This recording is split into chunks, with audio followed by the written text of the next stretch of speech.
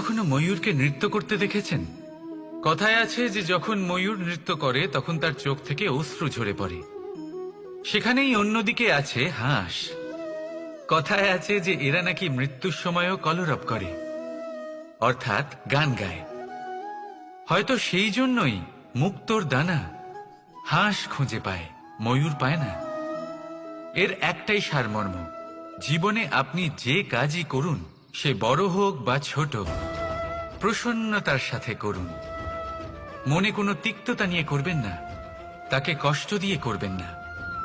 যদি এই বিষয়ে আপনাকে কোনো উদাহরণ দিই, তাহলে বলি একজন চিত্রকারকে দেখুন। চিত্রকার নিজের ছবি যে রং দিয়ে ভরিয়ে তোলেন, সেই রঙই প্রতিচ্ছবি হয়ে তার শিল্পকে রঙিন করে তোলে। তাই মনে রাখবেন, প্রসন্নতার সাথে যে কাজই করবেন তা অত্যন্ত ভালো হবে। আসুন আমার সাথে ভালোবেসে বলুন, রাধা। আমরা সবাই নিজেকে স্বচ্ছ রাখতে চাই, শুদ্ধ রাখতে চাই, পবিত্র রাখতে চাই। আর দেখতে গেলে এটা হলো আমাদের কর্তব্যও বটে। এবার এটার জন্য আমরা কি না করি। যখনই আমরা সকালে উঠি, তখন উঠেই আমরা দাঁত মাজি। দিনে যখনই আমরা সময় পাই, কিছু সুগন্ধি খাদ্য খাবার চেষ্টা করি, যাতে আমাদের মুখ থেকে দুর্গন্ধ না আসে, বরং সুগন্ধ আসে। এই পা দুটো আমরা শুদ্ধ রাখার জন্য, পবিত্র রাখার জন্য যখনই আমরা বাড়ির বাইরে যাই, পাদুকা পায়ে দিয়ে যাই। আর যখন ফিরে আসি, আমরা জল দিয়ে পা ধুয়ে নিই। মনে রাখবেন, সেই ব্যক্তির মুখ হলো সব থেকে বেশি পবিত্র, যে মুখ দিয়ে ঈশ্বরের নাম নেওয়া হয়, যার বাণী হলো অত্যন্ত শুভ, যা মানুষের পথ প্রদর্শন করে, যা মানুষকে শান্তি দেয়। যদি এই হৃদয়কে আপনি পবিত্র করতে চান, তাহলে মানবতাকে বুঝতে হবে, মানুষের দুঃখগুলিকে বুঝতে হবে, তবেই এই হৃদয় পবিত্র হবে। এই পা দুটো যদি আপনি পবিত্র করতে চান, তাহলে কোনো তীর্থস্থানে যান। ওখানে হয়তো আপনি জানেনও না যে কতজন সৎপুরুষ, কতজন মহাপুরুষ এসেছেন। তাদের চরণের ধুলো সেখানে পড়েছে, যা আপনার চরণ শুদ্ধ করে তুলতে পারে। যদি এই হাতগুলি আপনি পবিত্র করতে চান, তাহলে এই হাত দিয়ে শুভ কর্ম করুন, দান করতে শিখুন। আর যদি এই আত্মা আপনি পবিত্র করতে চান, একটাই বিকল্প আছে, প্রেম। শুদ্ধ নিঃস্বার্থ প্রেম। এই প্রেম বিতরণ করতে থাকুন। আপনি শুদ্ধ থাকবেন, পবিত্র থাকবেন। আসুন আমার সাথে ভালোবেসে বলুন, রাধা রাধা। আমরা মনে করি অন্যের উপকার করা, কারোর ভালো করা, কাউকে সাহায্য করা, সেবা করা, দান করা, সুখে দুঃখে কারোর সাথে থাকা, এ হলো আমাদের জীবনের সব থেকে বড় কর্তব্য। এটাই আসল কর্তব্য। কিন্তু এটা কি সত্যি? না। কর্তব্যের জন্য অনেক সময় মানুষকে অনেক অনেক যন্ত্রণা ভোগ করতে হয়। এমন কিছু কর্তব্য থাকে যা পালনের জন্য মানুষকে এমন কিছু পথ দিয়ে যেতে হয় যেখানে কাঁটা আছে, দুঃখ আছে, যন্ত্রণা আছে, বিপদ আছে। সেটা পার করে তবে ও নিজের কর্তব্যকে পূর্ণ করতে পারে। অন্যের উপকার, ভালো কাজ করা, কাউকে সাহায্য করা, দান করা, সেবা করা, সুখে দুঃখে সঙ্গ দেওয়া, এটা কর্তব্য নয়, এটা হলো আনন্দ। কারণ এতে আপনারই জীবন আরো সুখময় হবে, আপনি আরো সুখ পাবেন, আপনার স্বাস্থ্য আরো ভালো হবে, আপনি জীবনে আরো ভালো ভালো মানুষ পাবেন। আর সব থেকে বেশি যদি এ কিছু বাড়িয়ে তোলে, তাহলে তা হলো প্রেম। তাহলে একে কর্তব্য মনে করবেন না। এ হলো শুধুই সেই পথ যাতে অগ্রসর হয়ে আপনি নিজের জীবন অত্যন্ত সুখময় করে তুলতে পারবেন। তাহলে আপনি এটাই করুন, আর আমার সাথে ভালোবেসে বলুন, রাধা রাধা। নাম। জন্মগ্রহণের পর মানুষের জন্য এই নাম অত্যন্ত গুরুত্বপূর্ণ হয়। মাতা, পিতা, পুরোহিত সকলেই সেই অক্ষর খুঁজতে শুরু করেন যা দিয়ে আপনার নাম শুরু হবে। কিন্তু নাম আর রাশি এক হয়ে গেলেই কি সব কিছু ঠিক হয়ে যায়? কখনোই নয়। কারণ আপনার কর্মই হলো সব থেকে গুরুত্বপূর্ণ, আর কিছুই নয়। দেখুন, এই নিয়তিও আপনার কর্ম অনুযায়ী আপনার ভবিষ্যৎ সুনিশ্চিত করে। যদি আপনাকে উদাহরণ দিই তাহলে ভাবুন, একদিকে ছিলেন রাম আর অন্যদিকে রাবণ। দুজনেরই নাম শুরু হয় র দিয়ে, কিন্তু একজন পেলেন এক ভয়ানক পরিণতি আর অন্যজন সমগ্র সংসারের মনে চিরস্মরণীয় হলেন।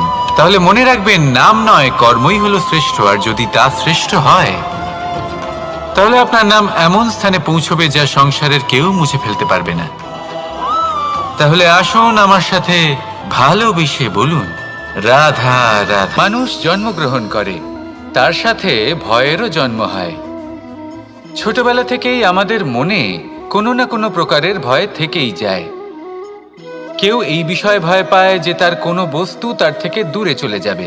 কেউ এই বিষয়ে ভয় পায় যে আমি নিজেকে হারিয়ে ফেলব। কেউ এই ভেবে ভয় পায় যে আমার প্রিয়জনেরা তারা যেন আমার থেকে দূরে না চলে যায়। কেউ এই ভেবে ভয় পায় যে আমরা যেন পথ না হারিয়ে ফেলি, আদি ইত্যাদি। কিন্তু সত্যি কথা বলতে, ভেবে দেখুন, এই ভয় বাস্তবে কি? শুধুই একটা মনস্থিতি, আর কিছুই নয়। যা কিছু আপনি জীবনে পেয়েছেন তা একদিন আপনাকে হারাতে হবে। এই জীবন হলো আপনারই, কিন্তু তাও একদিন সমাপ্ত হবে। তাই ভয় পেয়ে কি লাভ? এই ভয় শুধু আপনাকে জীবন যাপন করা থেকে বাধা দিচ্ছে, আর কিচ্ছু নয়। পথ হারিয়ে ফেললেই বুঝতে পারবেন যে নতুন পথ কিভাবে বানাতে হয়। কিছু মানুষকে জীবন থেকে হারালে তবেই আপনি বুঝবেন যে আপনার আপনজনকে। এই ভয়ের কারণে ভীত হয়ে থাকবেন না। এই তারা নক্ষত্র অন্ধকারের অভাবে গুরুত্ব হারায়। শিবকেও মহাদেব হওয়ার জন্য বিষ পান করতে হয়েছিল। প্রত্যেক পরিস্থিতি, প্রত্যেক সাফল্য আপনার পরীক্ষা নেবে। তাতে উত্তীর্ণ হওয়া হলো আপনার কর্ম। যখনই আপনি ভয় পাবেন বা সংকটের সম্মুখীন হবেন, তখন সাহসের সাথে তার সম্মুখীন হন। মনে রাখবেন, যে সম্মুখীন হতে জানে, সাফল্য তার সাথে সবসময় থাকে। আসুন আর আমার সাথে ভালোবেসে বলুন, রাধা রাধা। আপনি কখনো একটা পর্বতকে দেখে থাকবেন। দিনের বেলায় যদি দেখেন এই পর্বতকে, কত সুন্দর দেখতে লাগে। এত বিশাল, এত সুন্দর প্রকৃতির এই দৃশ্য দেখে মনে শুভ চিন্তার উদ্ভব হয়। এবার সেই পর্বতকেই আপনি অন্ধকারে দেখুন, ততটাই ভয়াবহ মনে হয়। এবার এটাই হয় মানুষের সাথেও, আর এটাই হয় অন্য কোনো স্থানের সাথেও। এবার এর কারণ কি? তাহলে কি মানুষের রূপ, তার ব্যক্তিত্বের কোনো মাহাত্ম্য নেই? না, এরকম কখনোই নয়। এর সমস্ত কৃতিত্ব পায় প্রকাশ। শুধুমাত্র এই প্রকাশই আপনার গুণকে, আপনার ব্যক্তিত্বকে, আপনার রূপ আরো উজ্জ্বল করে সংসারের সামনে নিয়ে আসে। তাহলে আপনিও অন্ধকার থেকে প্রকাশের পথে অগ্রসর হন। সেই মানুষগুলোর দিকে অগ্রসর হন, সেই দিশায় অগ্রসর হন যা আপনার ভেতরের গুণগুলিকে, আপনার ব্যক্তিত্বকে সংসারের সামনে আনতে পারে। যদি আপনি তা করতে পারেন, তাহলে আপনি জীবনভর সুখী থাকবেন। আসুন আর আমার সাথে ভালোবেসে বলুন, আমরা সকলেই মনে করি যে আমাদের জীবনে কখনো কখনো কোনো না কোনো স্থানে প্রেম হয়েই থাকে। সেটা মাতা পিতার আর সন্তানের প্রেম হোক, জ্ঞানীর জ্ঞানের সাথে হোক, কোনো শিল্পীর নিজের শিল্পের সাথে হোক, ইত্যাদি ইত্যাদি। কিন্তু বাস্তবে এটা কি সত্যি প্রেম? মোহও তো হতে পারে। এবার আপনারা জিজ্ঞেস করবেন, প্রেম আর মোহর মধ্যে পার্থক্য কি? পার্থক্য হলো বন্ধনের। যা আপনাকে বাঁধে তা হলো মোহ, প্রেম নয়। প্রেম সেটাই যা আপনাকে মুক্ত করে উন্নয়নের দিকে পাঠায়। চলুন আপনাকে একটা উদাহরণ দিই। কিছু মাতা পিতা নিজের সন্তানকে কোনো অন্য নগরীতে পড়তে পাঠাতে পারেন না। নিজের সন্তানকে তার বন্ধুদের সাথে খেলতে দিতে পারেন না। চিন্তা করেন যে তাদের সন্তানের যাতে কষ্ট না হয়, আর তাই জন্য তাদের বেঁধে রাখেন। এটা প্রেম নয়, এটা মোহ।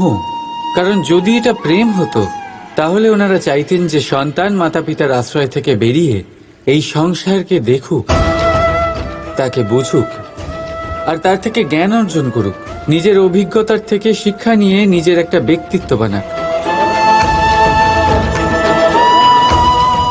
মনে রাখবেন, মোহ থেকে ভয় জন্ম নেয়, আর প্রেম থেকে শুধুই আনন্দ। সেই কারণে বাঁধবেন না, মুক্ত করুন, কারণ এটাই প্রেম।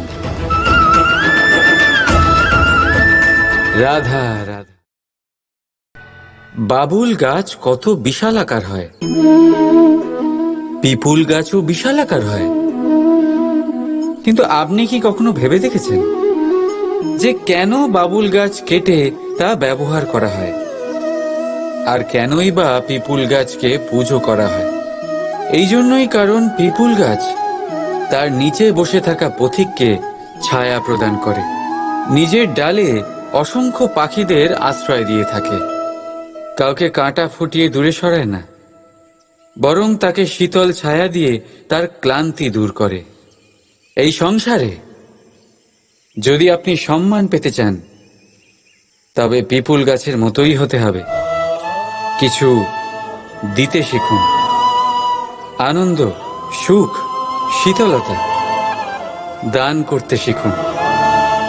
আর কাঁটার মতন কাউকে কখনো কষ্ট দেবেন না।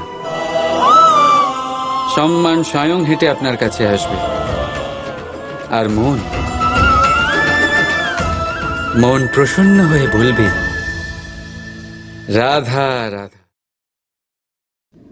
আমরা সকলেই সময়ের গুরুত্ব বুঝি। সময় আমাদের তৈরি করে, আর সময়ই আমাদের নষ্ট করে দেয়। কখনো ভালো সময় আসে, আর কখনো ভীষণ খারাপ সময় আসে। তবে আশ্চর্যের বিষয় এটাই যে সব জেনেও আমরা সময় নষ্ট করি। মনে রাখবেন, সময় শুধু বয়ে যায়, কখনো ফিরে আসে না। তাই ভালো সময় আসার অপেক্ষায় সময় নষ্ট করবেন না। যাই করবেন আজ, এক্ষুনি, এই মুহূর্তে শুরু করুন।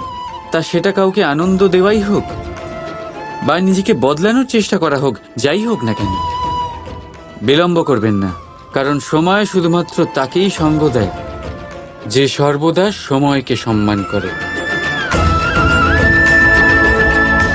রাধা রাধা।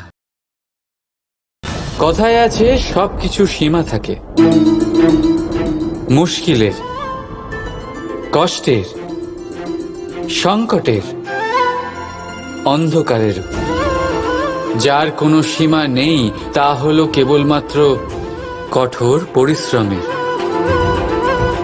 আপনি নিশ্চয়ই দেখেছেন, রাত্রি যতই অন্ধকারময় হোক, তারারা পরিশ্রম করে তার সাথে লড়তে থাকে, আর অবশেষে সকাল হয়েই যায়।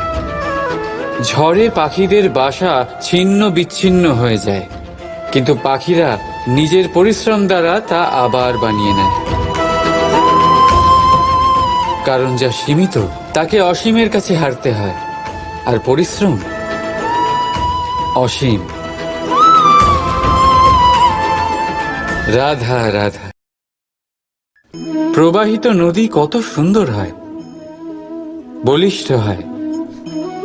যেদিক দিয়ে বয়ে যায় সেখানে এক নতুন জীবন প্রদান করে, ধরণীকে উর্বর করে, আকাল দূরে রাখে। আর হয়তো এই জন্যই নদীকে মায়ের মতো পুজো করা হয়। কিন্তু আপনি কি কখনো ভেবে দেখেছেন যে নদীর জন্ম কি করে হয়? এ কি শুরু থেকেই এমন বিশাল আর খরস্রোতা হয়? না, বৃষ্টির ছোট ছোট ফোঁটা একসাথে সম্মিলিত হয়ে এক সূক্ষ্ম ধারা তৈরি করে, আর সেই ধারাগুলি পর্বতের বরফ কেটে তাদেরকে গলিয়ে জলপ্রপাত হয়ে ঝরে পড়ে পাথরের সাথে ধাক্কা খেয়ে তারপরেই সে নদী হয়ে ওঠে। ঠিক সেইভাবেই এত সহজে কেউ মহান হয়ে ওঠে না। ছোট ছোট চেষ্টা মিলে এক বিশাল ব্যক্তিত্ব তৈরি করে। তাই জীবনে সর্বদাই চেষ্টা করতে থাকুন, অস্তিত্ব নিজে থেকেই প্রকাশ পাবে। রাধা রাধা। কখনো কখনো আমরা নিজের মা বাবার ওপর কতটা রেগে যাই, মনে করি ওনাদের মন আমাদের দিকেই নেই। আমরা ভাবি ওনাদের কাছে আমাদের কোনো অস্তিত্বই নেই, আর তাই আমরা রেগে যাই। কিন্তু আপনি কি কখনো এমন অনুভব করেছেন যে আমাদের চোখ দিয়ে আমরা আমাদের নাক কখনো দেখতেই পাই না, কারণ তা চোখের ভীষণই কাছে থাকে, দুই চোখের মাঝখানে। কিন্তু যখন কেউ মুখে আঘাত করে, হাত সর্বপ্রথম নাককেই সুরক্ষিত করার চেষ্টা করে। মাতা পিতাও অনেকটা এরকমই হয়। আপনার ভালোর জন্য, আপনার সুরক্ষার জন্য তারা সবসময় তৈরি। তাই তাদের প্রেমকে কখনো সন্দেহ করবেন না।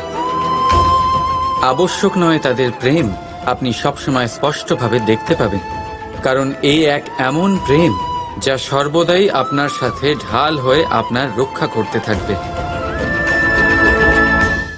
রাধা রাধা।